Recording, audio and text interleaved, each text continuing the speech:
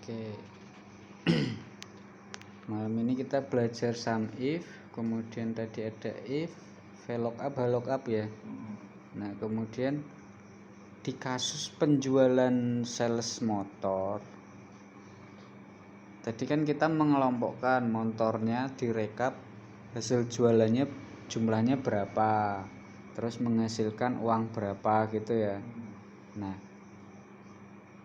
jadi kita bisa menentukan strategi yang tepat untuk memperluas bisnis atau mengembangkan bisnis kita.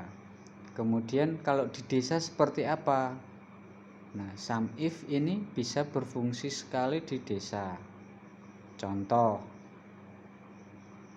di desa itu kan ada pengumpulan pajak ya, tahunan ya.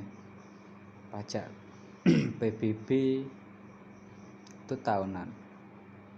Kemudian di masing-masing desa itu kan ada dusun, misalkan dusun A, B, C dan seterusnya. Kemudian ada petugas pengumpul pajak, biasanya kadus misalkan.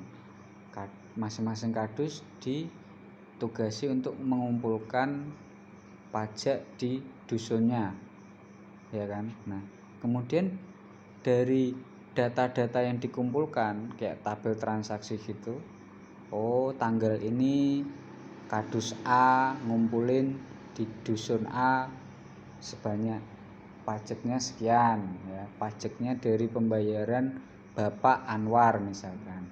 Terus tanggal selanjutnya atau tanggal yang sama kadus B mengumpulkan pajak sekian rupiah dari Bapak Budi misalkan. Nah, setelah transaksinya ada semua dicatat seperti tabel penjualan kendaraan tadi, kita kan bisa rekap itu data pembayaran pajak. Oh, kita bisa tahu kadus siapa yang paling banyak mengumpulkan pajak desa gitu ya, PBB gitu, yang paling pinter narik pajak kepada masyarakat. Nah, nanti kalau kepala desanya pinter kan bisa bikin program. Oh, saya kasih bonus untuk petugas pajak terbaik, paling banyak mengumpulkan pajak kan gitu ya. Nah, selama ini kan di desa itu bikin programnya kan kalau yang bayar pajak itu kan ada undiannya tuh, dapat motor atau dapat kipas atau dapat apa.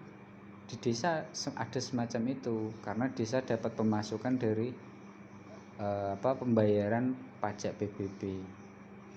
Nah, kalau kepala desa yang bagus, dia bukan cuman memikirkan dari sisi orang yang bayar tadi, yang mau bayar, tetapi pengumpul pajak kan juga mengeluarkan tenaga ya.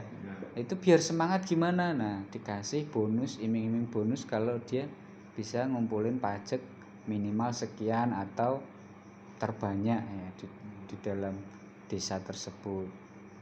Nah, kemudian nanti setelah itu, oh berarti kita bisa tahu juga dusun mana yang paling banyak menghasilkan pajak ya. Oh, misalkan dusun B pajaknya bagus ini ya, tahun ini bayarnya bagus. Berarti kita sebagai kepala desa kan juga bisa menentukan program.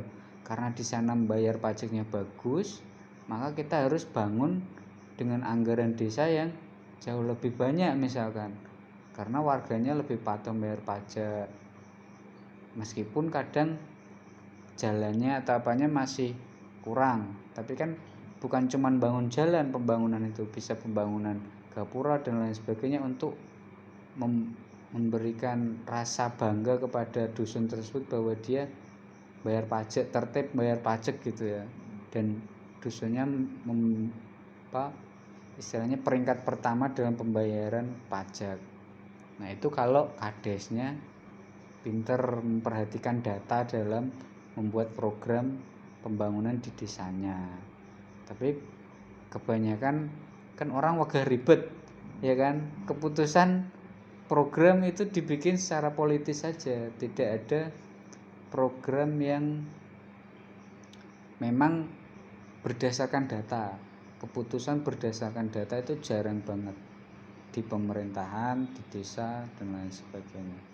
Makanya banyak kebijakan yang salah sasaran sebenarnya, termasuk bantuan sosial yang kemarin rame gitu kan, soal corona dan lain sebagainya, iren-iren, bantuan PKH.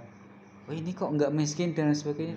Sebenarnya itu bisa diatasi kalau kita memang punya data dalam menyelesaikan itu ya. Contoh dengan if kemarin Mas, kita sebenarnya bisa menyelesaikan masalah PKH di desa. Nah misalkan orang miskin tuh sebenarnya ada kriterianya, jumlah anaknya berapa, penghasilannya berapa, kemudian tanahnya atau apanya, kekayaannya berapa gitu ya. Nah itu nanti bisa kita klasifikasikan. Oh misalkan kalau dia nilainya sekian sampai sekian dia warga miskin, sekian sampai sekian dia warga biasa, kemudian warga mampu, kaya, bisa begitu. Nah itu kan ada kayak kemarin pembobotan, kayak penilaian itu loh, sampean tahu tuh, oh nek dia nilainya lebih dari 85 maka dia dapat A gitu kan. Nah nanti masing-masing kriteria tadi ada bobotnya. Misalkan penghasilannya 1 juta, oh 1 juta berarti 1 juta per bulan sekeluarga, itu berarti kira-kira dia dapat bobot yang tinggi untuk mendapatkan nilai bahwa dia warga miskin gitu ya. Nah, bisa dibayangkan toh. Nah, nanti bukan berdasarkan keputusan subjektif RT RW.